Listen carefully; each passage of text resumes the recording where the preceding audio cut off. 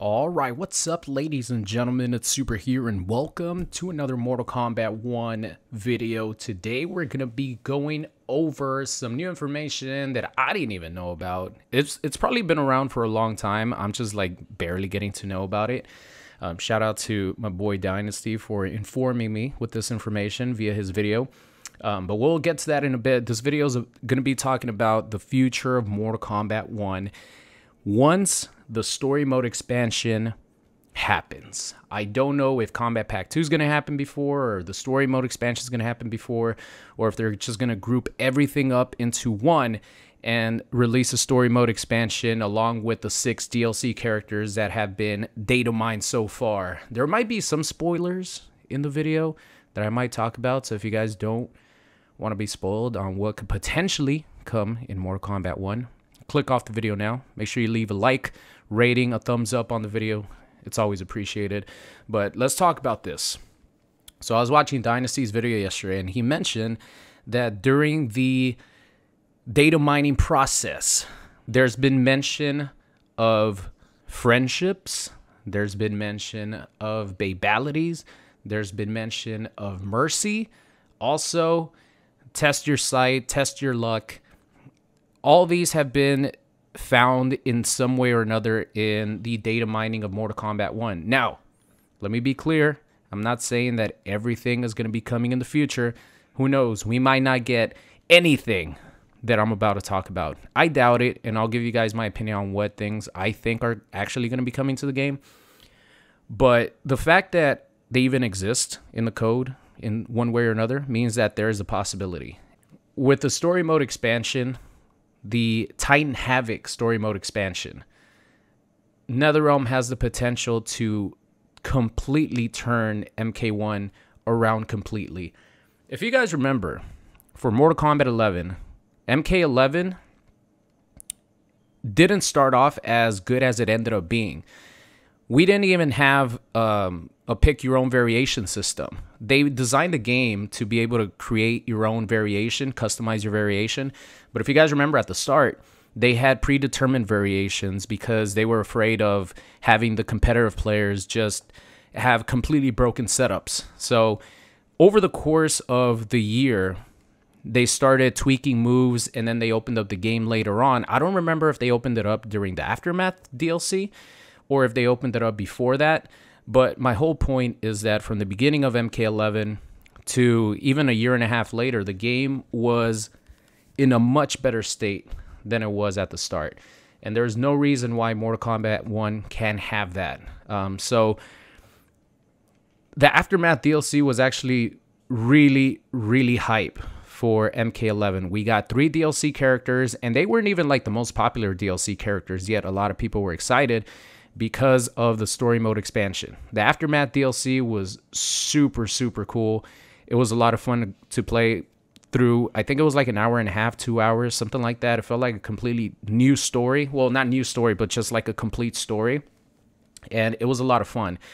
So I think just the fact that we're going to get an expansion is going to bring a lot of hype back to MK1. Now, they have to execute this well in order to retain the audience, because the audience will always get excited for Mortal Kombat. But if they don't do it right, they're not going to retain the audience that's going to give them a chance to come back and play this game. Now, there will always be people who will never like Mortal Kombat 1 based off the gameplay, which is fine. Everyone has their own preference. There's going to be people who never like cameo systems, which is totally fine. But this Aftermath, or I guess Titan Havoc expansion, has the potential to turn Mortal Kombat 1 around completely because of the fact that we are going to be getting a story mode expansion, probably going to be like an hour and a half, 2 hours. We're going to be getting DLC characters, and we're probably going to be getting new features like friendships, like mercies, like babalities. Man, just thinking about the fact that we might get these new things in the game the same way that they added new things to the MK11 story or the MK11 Aftermath DLC gets me really excited. Now, a lot of people are going to be saying, you know, those things should have been in the game in the first place. fair enough. If you want to say that, you could say that if you want. But those things weren't in MK11 at the start, and they got added later, and a lot of people really enjoyed them. So I think they should take the blueprint from MK11 Aftermath DLC and do it all over again for MK1. What I mean by that is you have 3 DLC characters that they're going to release. Let's just say, for example, right, if you don't want to get spoiled, cover your ears or stop watching the video. Cyrax, Sector are almost 100% confirmed to be 2 DLC characters that have been data mined, and then throw in Ghostface in there, right? Let's just say that, for example, because in Aftermath we had Shiva, Fujin, and RoboCop. Let's just say Cyrax, Sector, and Ghostface. Or you could throw in Cyrax, Noob Saibot, Ghostface, someone like that. Then you have your story mode expansion, and you add in friendships, you add in babalities, you add in mercies. Even if they don't add in babalities, if they just add in like friendships and mercies, and you add more brutalities to the game, and then they do a complete overhaul on a lot of characters' moves list, including cameos. They give us more ambush assists. They change up the gameplay style for some of these characters, like my boy that you guys are watching on screen right now. Scorpion is a pretty bland character. He ends up being... He ends up playing very boring because it's clear that they wanted to go a safe route with him. They didn't want to make him too crazy. So I feel like they could open up the game a lot more, make it more entertaining to watch with the Aftermath expansion, because they've been working on the Aftermath update and the story mode update way longer than, you know, from Takeda's release to whenever Aftermath comes out. They've been working on it probably for like 6 months to a year. These things take a really, really long time. They've been working on things for a long time, and they want to make it, you know, as best as it can.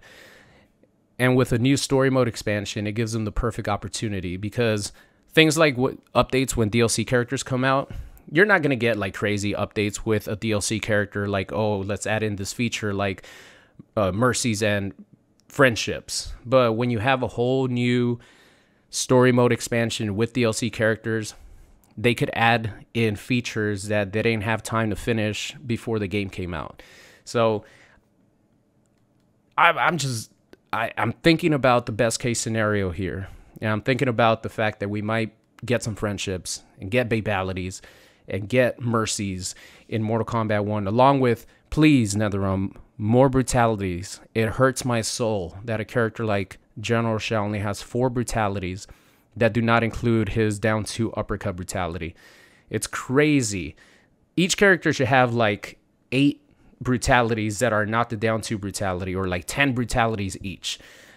So we need more brutalities, but I feel like this Titan Havoc story mode DLC expansion is going to be a huge turning point for the game, whether it's good or bad. Because if it's bad, people are still going to hate on the game, badmouth it. The reputation is going to be very low. But if they kill it and, you know, they make it really good, it could bring back a lot of the core audience, the casual audience that love Mortal Kombat. They were just disappointed about the product at the start. So that's it for me. Thank you guys so much for watching. Like I said, I had no idea that there was you know, things like friendship and mercies and babalities found in the source code. So just because they're there doesn't mean that they're gonna make it, but because they are there, there is a chance. And having Mortal Kombat get this update and get all these features would be awesome. So that's it for me. Thank you guys so much for watching, and I'll see you guys next time. What's going on? It's Super here, and thank you guys so much for watching today's video. I hope you enjoyed it. If you did and you aren't subscribed already, make sure you guys do so. And if you want to see some more, there's videos popping up on the screen right now. So thank you guys so much for watching, and I'll see you guys next time.